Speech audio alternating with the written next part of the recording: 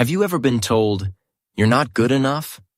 Maybe at school, maybe at home, maybe by your own voice inside your head. Michael Faraday heard those words his whole life. He was the son of a blacksmith. He barely went to school. At 13, he started gluing books for a living. Dirty hands, no money, no connections. And yet, he became the greatest scientist of the 19th century. He invented the electric motor. He built the first generator. He changed the world more than any king or general. How? Not with genius, with something simpler, something you already have. Let's find out what. But be careful. His story has a few surprises, and one of them might just change the way you see yourself. Part 1. The hardest beginning. Faraday was born in 1791 in a poor part of London called Newington Butts. That's a real name. Newington Butts. His father, James, was a blacksmith. But James was often sick. He couldn't work very much. His mother, Margaret, took care of Michael and his 3 siblings. They lived in a small, dirty house above a coach house. The rooms were damp. The roof leaked. Sometimes they didn't have enough coal to stay warm in winter. Sometimes they went to bed hungry. Young Michael was a quiet boy. He didn't talk a lot, but he watched everything. He watched how water boiled in a pot. He watched how sparks flew from a blacksmith's hammer. He asked questions. Why is the sky blue? Why does fire burn? Where does lightning come from? Nobody had time to answer. They were too busy surviving. He went to a local school. It wasn't a real school. It was a small room with 1 teacher and 30 children of all ages. He learned reading, writing, and basic math. That's it. No science, no Latin, no Greek. By the time he was 13, his father said, "Michael, you have to leave school. We need money." So he became an apprentice to a bookbinder named George Rebow. A bookbinder takes printed pages and turns them into a book. You cut the paper. You sew the pages together. You glue the spine. You cover it with leather. It's hard, boring work. Your hands get cut. Your back hurts. You do the same thing hundreds of times a day. But here's the twist. Faraday didn't just bind books. He read them. Every single book that came through that shop, he opened it. He read encyclopedias. He read travel stories. He read a book called Conversations on Chemistry by a woman named Jane Marcet. That book changed his life. It was written as a friendly chat between a teacher and 2 students. No big words, no complicated math, just simple explanations. Faraday read it again and again. He started doing small experiments in his spare time. He made a simple electric machine using a glass bottle, some wire, and a piece of metal. He made a weak battery using vinegar and copper coins. He built a static electricity generator using an old glass tube and a piece of leather. He did all this in his tiny bedroom above the bookshop. His family thought he was strange. His boss thought he was wasting time. But Faraday didn't care. He was hungry. Not for food, for understanding. Imagine you are 13 years old. You work 10 hours a day. You have no teacher, no lab, no money. And yet you teach yourself chemistry from a book. That is Faraday. That is the kind of person who changes the world. Not the rich kid with the best school, the poor kid who refuses to stop asking why. Part 2. The lucky break that almost didn't happen. When Faraday was 20, something amazing happened. A customer at the bookshop saw how curious he was. The customer gave him a ticket. Not a big gift. Just a ticket to hear 4 lectures by a famous scientist named Humphrey Davy. Davy was the rock star of science. He gave public shows with loud sparks, bright lights, and small explosions. People lined up to see him. Faraday went to the lectures. He sat in the very back. He didn't have a good seat, but he had a pen and a notebook. He wrote down every word. He drew every machine. He was so focused that he forgot to eat. After each lecture, he went home and rewrote his notes. He added small drawings. He fixed mistakes. When the 4 lectures were over, he had a beautiful book of notes. Leather covers, clean handwriting, detailed pictures. Then he did something very brave, very unusual. He wrote a letter to Humphrey Davy. He sent him the book of notes. And he asked for a job. Any job. He wrote, "I will clean your lab. I will wash your bottles. I will carry your equipment. I just want to be near science." Think about that. A poor bookbinder's apprentice writing to the most famous scientist in England. Most people would say, "Don't do that. You'll look stupid. You'll get laughed at." But Faraday didn't listen. He sent the letter. Davy received it. He opened the book. He was surprised. No poor boy had ever done that. The notes were clear. The drawings were careful. The handwriting was beautiful. Davy saw something special. He didn't see a rich student with a degree. He saw a hungry mind. So he wrote back. He said, "Come to the Royal Institution. I have a job for you." But the job was not scientist. It was bottle washer, assistant, lab boy. The pay was very low. The hours were very long. Faraday started working from 7 in the morning until 10 at night. He cleaned glassware. He mixed chemicals. He held things steady during experiments. He made mistakes. One time, he broke a very expensive piece of equipment.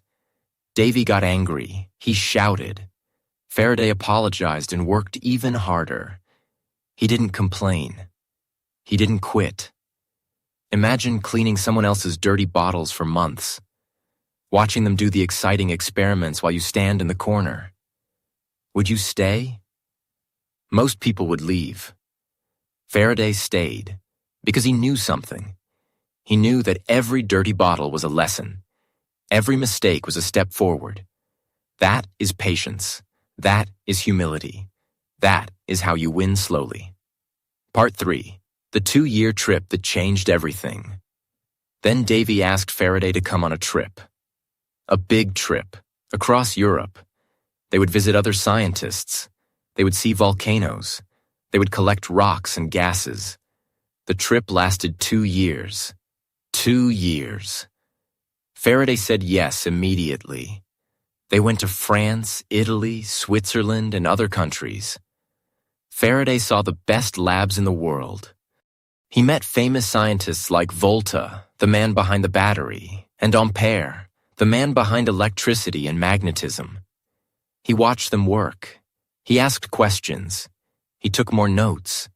He learned French and Italian just by listening and reading signs. He had no teacher. He just tried. He made mistakes. People laughed at his accent. He didn't care. He kept practicing. But here's the hard part. Davy's wife, Lady Davy, was not kind. She treated Faraday like a servant. She made him carry her heavy bags. She made him find hotels in the middle of the night. She yelled at him when things went wrong. She looked down on him because he was poor. Faraday never fought back. He never complained in his letters home. He just kept working. He kept learning. He swallowed his pride. Every single day for 2 years. Why? Because he knew that the knowledge he was gaining was worth more than his comfort. He was playing the long game. When he returned to London, he was a different person. He had seen the world. He had learned 2 new languages. He had met the greatest minds of his time. He had suffered silently. And now, he was ready. Ready to do something no one had ever done. Have you ever endured something difficult because you knew it would pay off later? Faraday did it for 2 years. Most of us can't do it for 2 weeks. That's why he succeeded. Not because he was smarter, because he was tougher. Part 4. The first big discovery. Faraday started his own experiments in a cold basement lab at the Royal Institution. The lab was damp. It smelled of old chemicals. The only light came from a small window and a few candles. But it was his. He worked with gases. One day he took a gas called chlorine. Chlorine is greenish yellow. It smells sharp. It can burn your lungs. Faraday put the gas into a thick glass tube. Then he cooled the tube. He squeezed it. He watched. Suddenly the gas turned into a liquid. A yellow liquid. No one had ever done that before. Scientists believed that gases were permanent. They thought gases could never become liquids. Faraday proved them wrong. He turned a gas into a liquid with his own hands. That was an earthquake in the scientific world. He did the same with ammonia, carbon dioxide, and other gases. He showed that gases are just matter. They can change form if you cool them or squeeze them enough.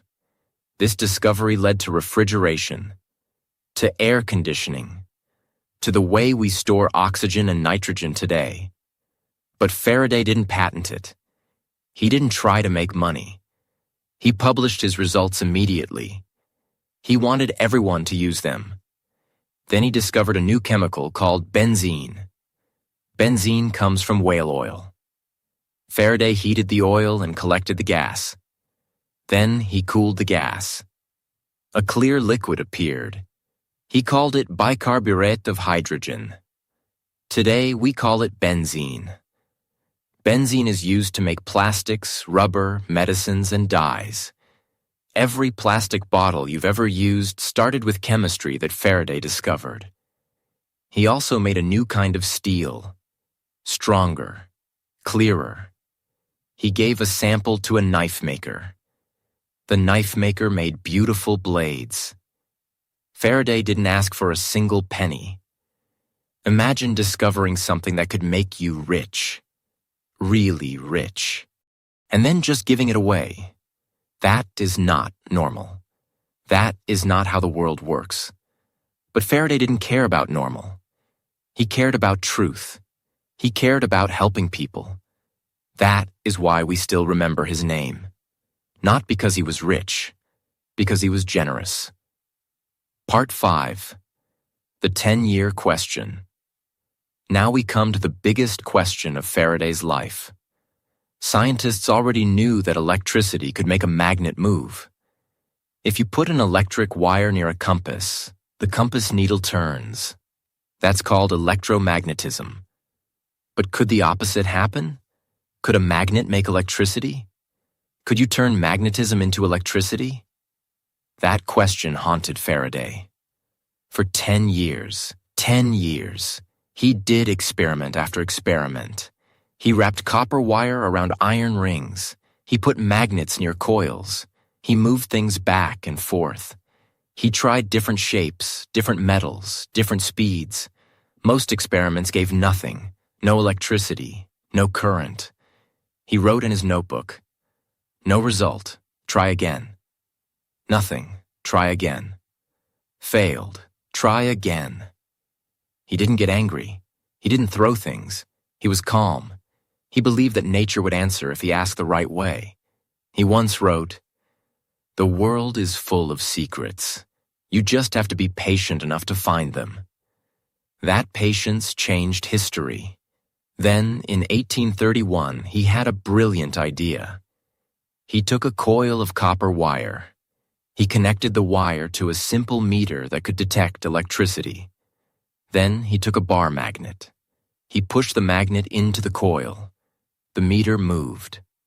A tiny electric current appeared. He pulled the magnet out. The meter moved again, but in the opposite direction. Here's the key. Only movement created electricity. Just holding the magnet inside did nothing. The electricity appeared only when the magnet was moving. Moving in, moving out, moving, moving. Faraday wrote in his notebook, It works. Magnet produces electricity. He was so excited that he danced around the lab. No one saw him. But he danced. He had discovered electromagnetic induction. That fancy name just means moving magnets make electricity. That was the hidden door. That door led to every generator in the world. Every power plant, every wind turbine, every hydroelectric dam. Every time you turn on a light, you are using Faraday's discovery. Every time you charge your phone, you are using Faraday's idea. Every time an electric car moves, a generator inside it uses induction. Faraday gave us the modern world with a simple magnet and a coil of wire. Stop. Think about that. One man, one idea, one moment, and everything changed. That is the power of a single question asked for 10 years. What question are you asking? What problem are you trying to solve? Maybe you are just one experiment away, one day away, one push of a magnet away. Part 6. Building the first machines. Faraday didn't stop with one discovery. He kept building. He made the first simple electric motor. That's a machine that turns electricity into movement. He took a wire, a magnet, and a small cup of mercury. He let the wire spin around the magnet. It was a simple toy. It spun slowly. But it was the first electric motor ever made. Today, every electric fan, every washing machine, every electric drill, every electric car uses that same idea. Electricity goes in, movement comes out. Then he built the first generator. That's a machine that turns movement into electricity. He called it a Faraday disc. It was a copper disc spinning between two magnets. When he spun the disc, a small electric current appeared. It wasn't powerful. It couldn't light a room, but it proved the principle. Every modern generator, from nuclear plants to bicycle lights, comes from that simple spinning disc. He also discovered how electricity moves through chemicals. This is called electrolysis. He found that when electricity passes through water, the water breaks into hydrogen and oxygen. He found that electricity can separate metals from their ores. This led to electroplating. That's how we put a thin layer of gold or silver on jewelry and coins. He invented new words for these ideas. He said electrode for the metal stick that goes into the liquid. He said ion for the tiny particles that move.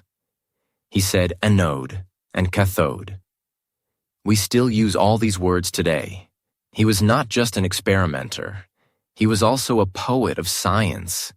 He gave names to invisible things. He made the unknown feel familiar. Here's something beautiful. Faraday couldn't do complex math. He barely learned algebra. He did everything with his hands and his eyes. He built things. He watched them. He drew pictures. Albert Einstein later kept a picture of Faraday on his wall.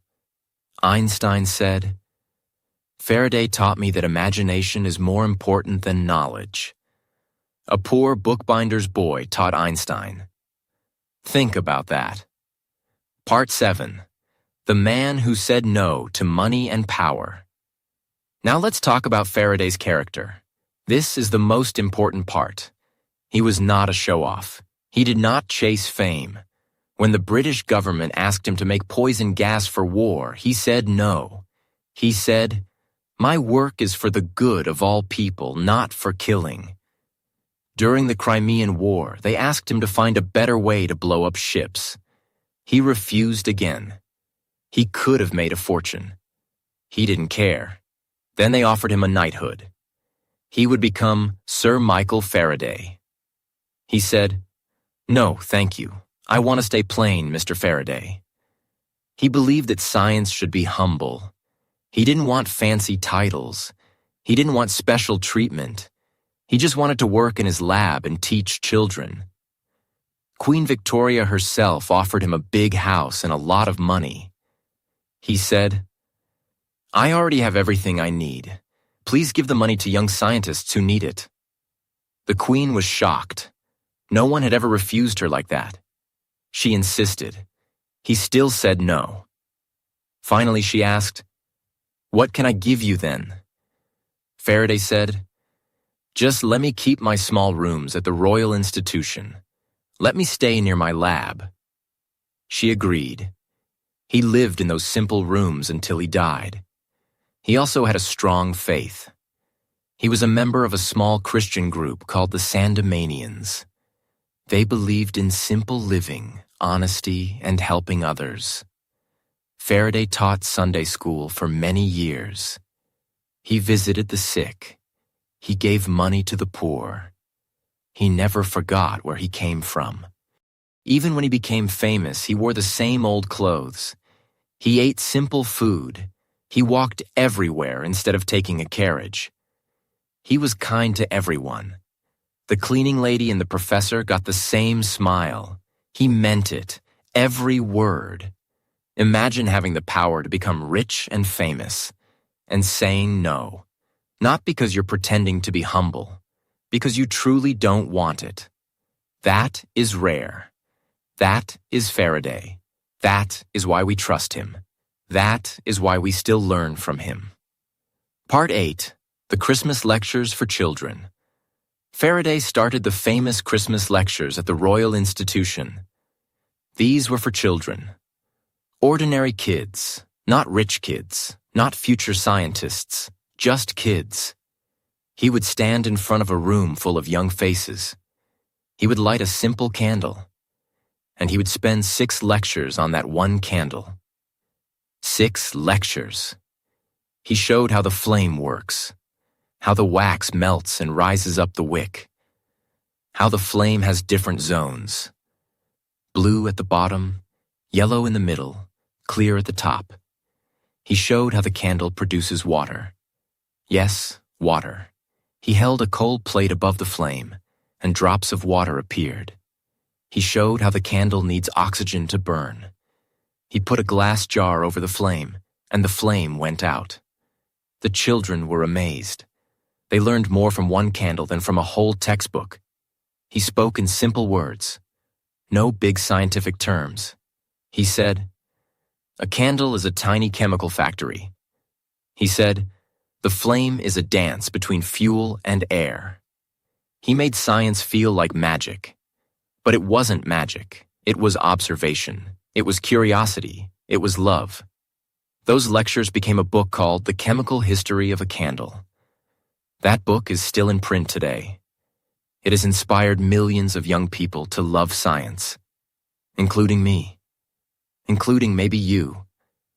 Imagine being a poor child in London. No toys, no books, no hope. And then you go to Faraday's lecture.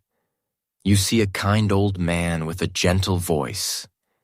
He shows you that a candle can teach you chemistry, physics, and even philosophy.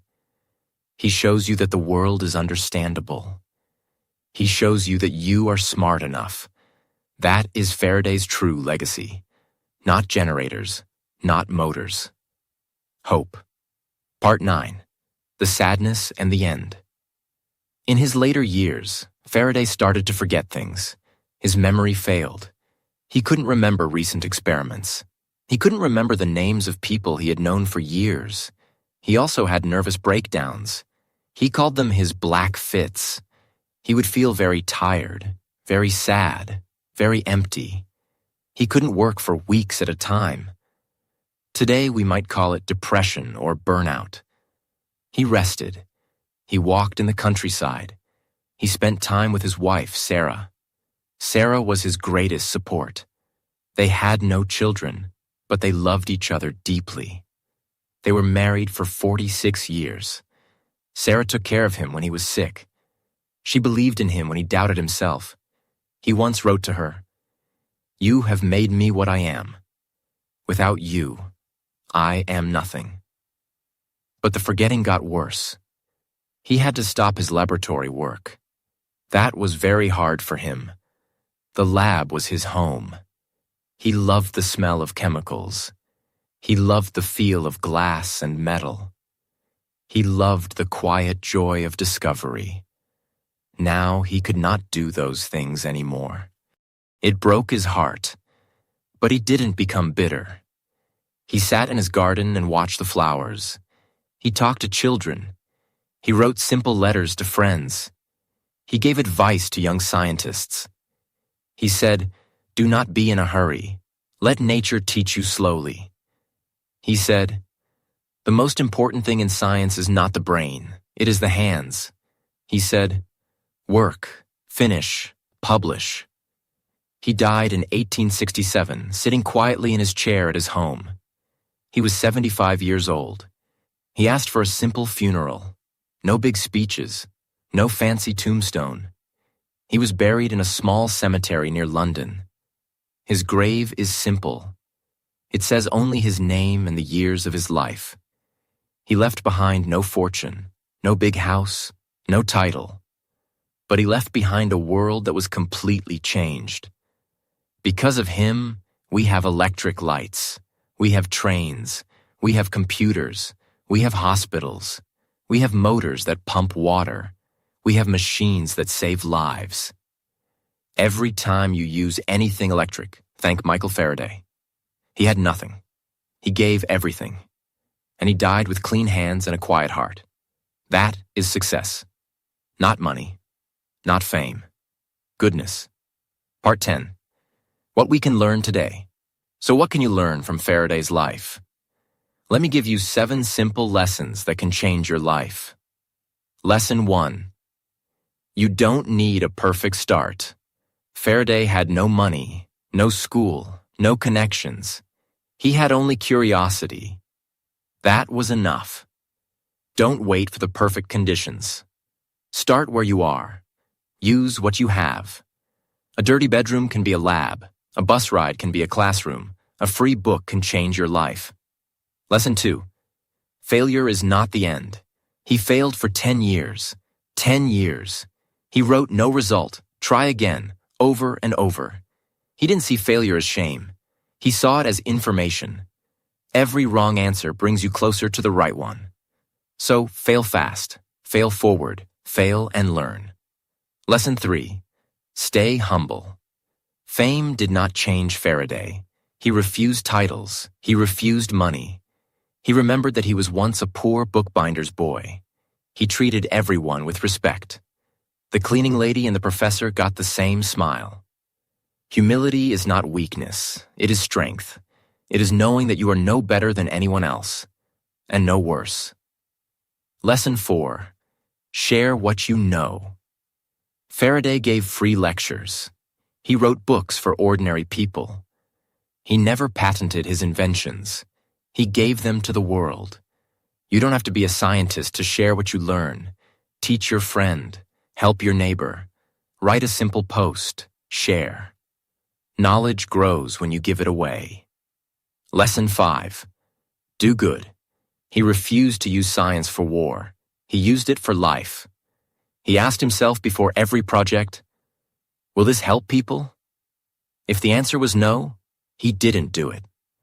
Ask yourself that question today. Before you work on something, ask, does this make the world better? If not, change direction. Lesson 6. Be patient. Faraday waited 10 years for his biggest discovery. He endured 2 years of being treated like a servant. He cleaned bottles for months without complaining. Great things take time. Don't rush. Don't quit. Just keep going. Lesson 7. Love something more than yourself. Faraday loved truth. He loved nature. He loved helping people. That love kept him going when things were hard. Find something you love that much.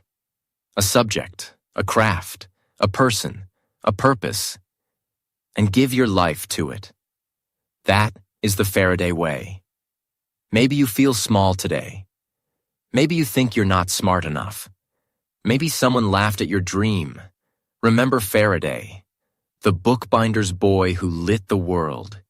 He didn't have money. He didn't have a degree. He had a quiet, stubborn flame inside. That flame changed everything. Your flame can do the same. Not because you're special, because you're curious. You try. You fail. You try again. That is the Faraday way. So go ahead. Ask your question. Do your small experiment. Read that book. Take that first step. Your little spark might become the light someone else needs. Be curious. Be kind. Be patient. Be like Michael Faraday. And never, ever stop asking, why? If this story inspired you, subscribe for more stories like this.